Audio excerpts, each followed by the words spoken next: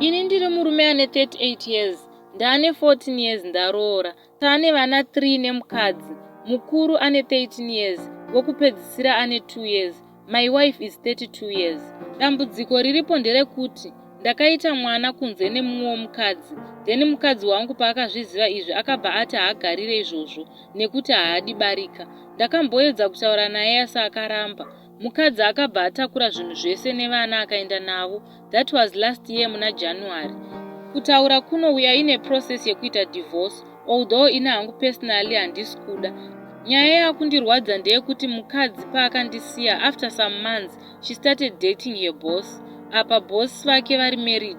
And kutaura kuno my wife akatosvika pakupiwa mwana naboss ivavo. She gave birth last week. Moyo wangu uri kurwadza kuti I made a mistake, yes, and iye akati haadi Barikwa, but she made a decision yekuti anoita small house yemumwe murume zvokutopiwa mwana here vedu we.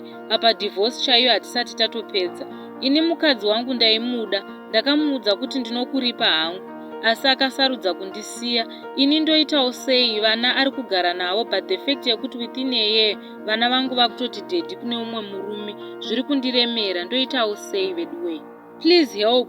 Zvoita here ndiudze mukadzi wemurume uyu kuti murume wake akamitisa mukadzi wangu vatova nemwana because mukadzi wemurume uyu haasi kuzviziva. I know the wife personally.